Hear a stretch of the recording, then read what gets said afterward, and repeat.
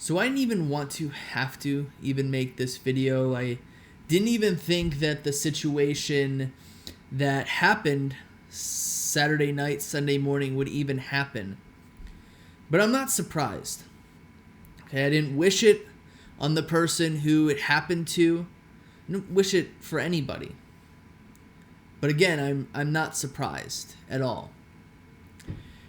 I'm not coming on here to toot my own horn. And the reason why I'm not coming on here to toot my own horn is because I don't feel like I'm correct or was ever correct in this situation. So many people messaged me and they were like, hey, PR, you were totally right about this. We should have listened to you. And the fact of the matter is that I wasn't 100% right in this situation. Obviously, everyone knows that I'm referring to EDP Bryant. I'll be referring to him as Bryant in this video because I want to kind of separate him from his YouTube persona, because his YouTube persona didn't do what he ended up doing. And, well, again, I'm not surprised by it. I am surprised by a few of the things that happened in the situation. And I really want to come on here and give my thoughts. I really wasn't going to because, you know, being on here, and I don't want to profit off of this situation, which is why Bryant's YouTube name is not going to be in the title. His face isn't going to be in the title. I don't want to profit off of this. But I do want to kind of explain my opinion about it because so many people have asked me about it.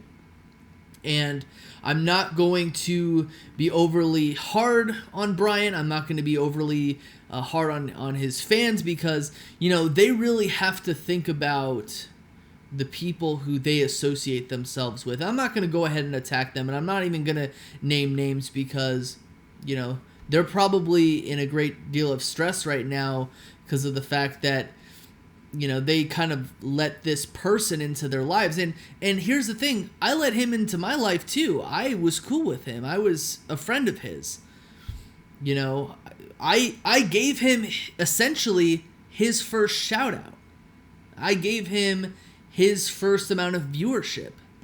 So, and I don't consider myself culpable, but it is very upsetting that I even associated myself with someone who did what he did.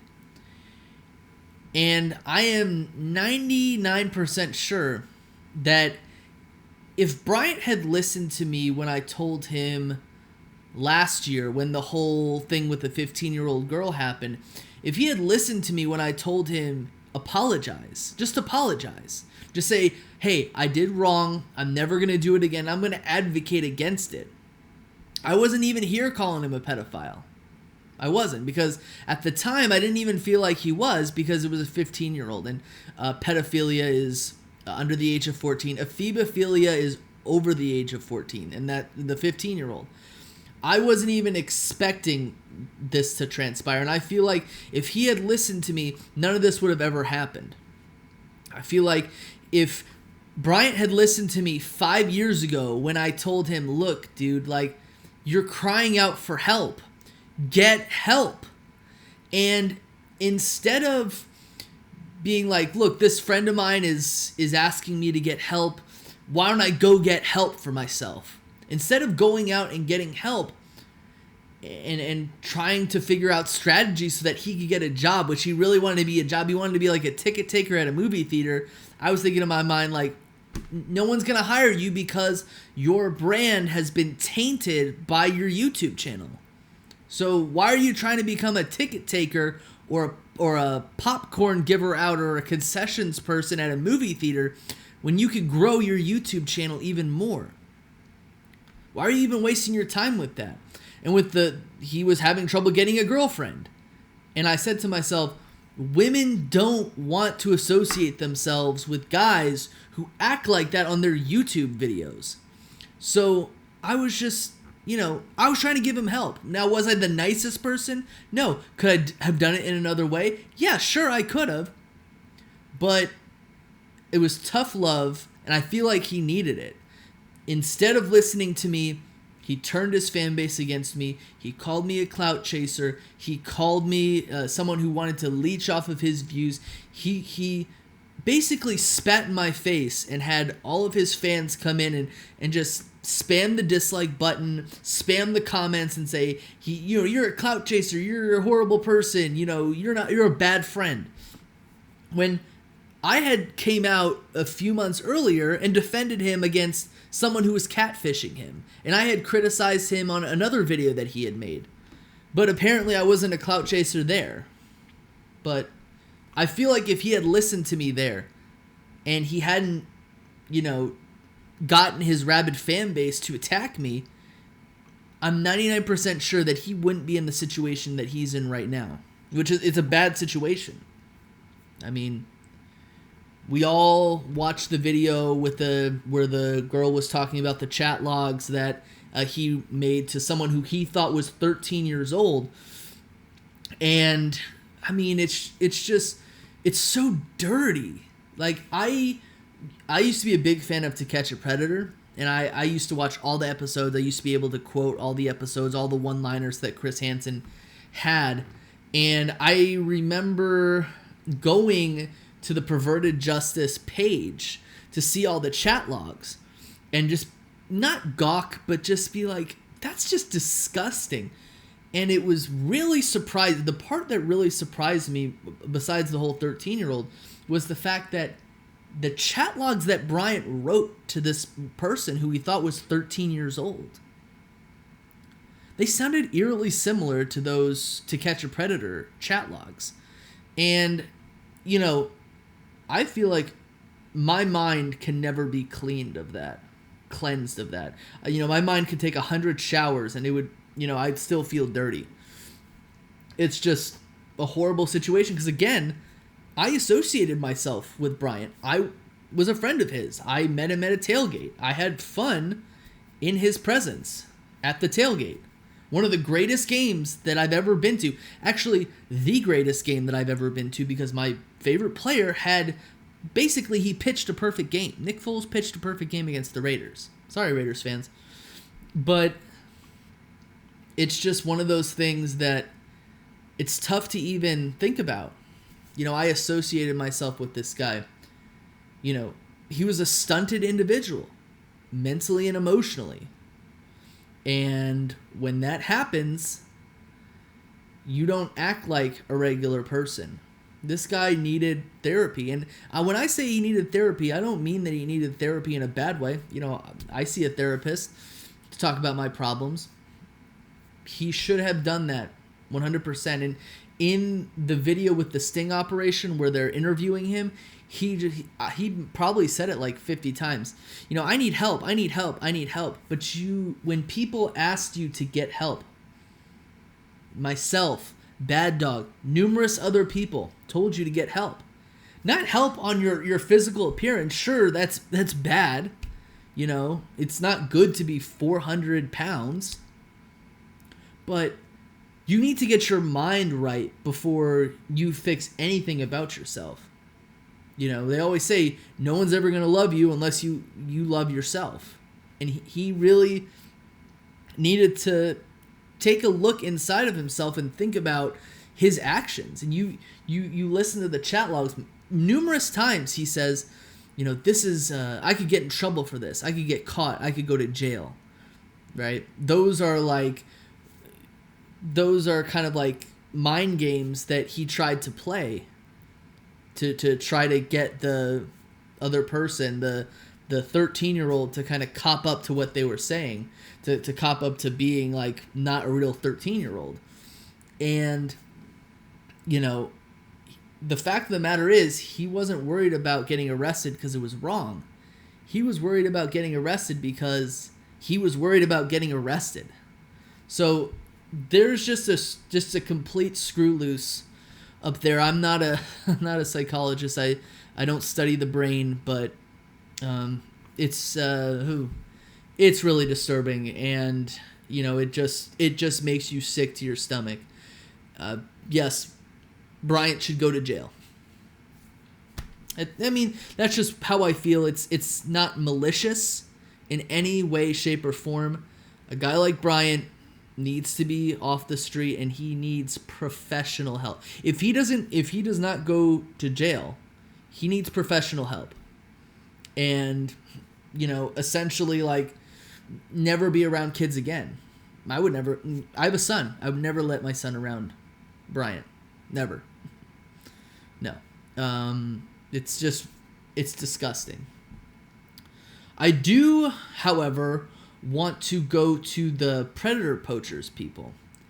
And I just wanted to say that, I can respect the fact that they got a lot of notoriety off of this. Definitely. I feel like when it all came down to it, when they caught Bryant as EDP, they caught a gold mine. It's just one of those situations where they saw money signs. But hey, it was all about the Benjamins. And, I can respect that in a sense of like marketing or a business person, but in this situation, you weren't about catching a predator. You were about getting the interview. You were about putting out the chat logs. You were about reeling people in, and that's what ended up happening. I'm not going to go out and call them clout chasers. I'm just going to go out and call them what they are, and it's not predator poachers. They weren't coming out to make sure that he was apprehended. That's the other thing. People are talking about how they're like racist. Yeah, that's bad, but to me it's not as bad as going ahead and letting Bryant slip through their fingers. Now, he might end up getting arrested.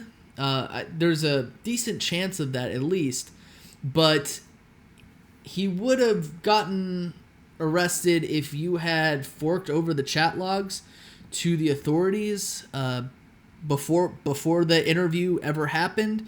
You should have forked it over to them so that they could make an investigation instead of essentially waiting a week before the investigation ever happened. We learned about this whole situation because they were editing the video and they were recording themselves while they were editing the video. Essentially, this whole thing was backwards. 150% backwards. Because during the sting operation, when they're interviewing him, they're asking him, hey, why don't you call the cops on yourself? I was thinking to myself, this dude's not going to call the cops on himself, dude. Why would he do that? And they're trying to call the cops, the predator poachers people, and the cops are just like, what? You just did it completely backwards. And you essentially let him go home. He didn't get arrested. I don't even think he has been arrested. During the, what is it called? There was like a news thing that came out on like Bakersfield ABC or something like that, with them discussing with a real police officer about why vigilante sting operations, when it comes to catching people like Bryant, shouldn't happen, because you're not law enforcement. You're not going through the regular law enforcement avenues in order to make sure the person's caught. There could be a situation where it's entrapment, and I don't really know what the definition of entrapment is, because I've heard multiple definitions of entrapment, but these are all ways that you might not be able to arrest the guy. So, I can definitely respect the fact that they got money off the situation, but what I can't respect is the fact that if your whole scheme is to try to catch the predator, well, you completely failed because he hasn't been caught, and you forked over the evidence days after you left Bakersfield. So, people are saying, well, now everybody knows that Brian is a predator. Well, we kind of knew he was a predator last year. You know what I'm saying? We knew he was a predator last year. But, they're saying, he'll never get a job again. Again, I don't even think he's had a job in a long time because, again, nobody is going to hire a person whose YouTube username is the username that he has. I'm not going to say his full username, and talks about adult material and stuff that people do on the toilet. Like just toilet humor. No one is going to hire that person in the outside world. It's just not happening. Or it would just be very rare to do. So at the end of the day, right? If Bryant and his fans were able to allow Bryant to take criticism, and they didn't get in the way of the actual criticism, calling people clout chasers and calling people people who just wanted views and just wanted to piggyback off of someone who was popular, and in a sense wasn't just white knighting him at any possible time, then there is no doubt in my mind that Bryant would have been able to get the help and realized and hit rock bottom and understood that this is a problem that I have. And that, again, that didn't happen. You know, whether it's because Bryant was just thinking to himself, you know, my fans are going to let me get away with whatever I want. They're not going to call me out on anything. They're actually going to have my back even if I do terrible things. And he just continued and continued and continued until eventually, you know, he got caught. I don't know what's going to happen to him. I'm not a legal expert. He definitely deserves to go to jail.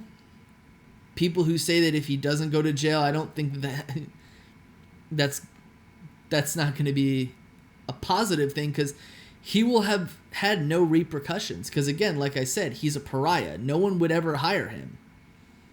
No one. You know, he won't be on a registry list if he's not put to justice. Even if he cops a plea deal, he will still likely be put on a registry. Or actually, California, maybe he won't be put on a registry, but there is a good chance that he'll be put on a registry. So that's all I'm going to say here. I'm not happy about the fact that he did what he did, because I'd always hoped that he wouldn't do what he actually ended up doing. So that's all I have to say. I hope everybody stays safe. Thank you for watching this 17, 18-minute video. I'm not happy about what transpired. I didn't hope that what transpired would transpire, but I feel like it's important for me to give my 2 cents on this, because I'm someone who actually knows Bryant, has actually hung out with Bryant, and somebody who Bryant completely turned his back on. And I, again, 99% believe that if he had listened to me 5 years ago in the video that I made saying, get help, he wouldn't be in this situation. So that's all I have. Hope everyone has a nice day. Peace.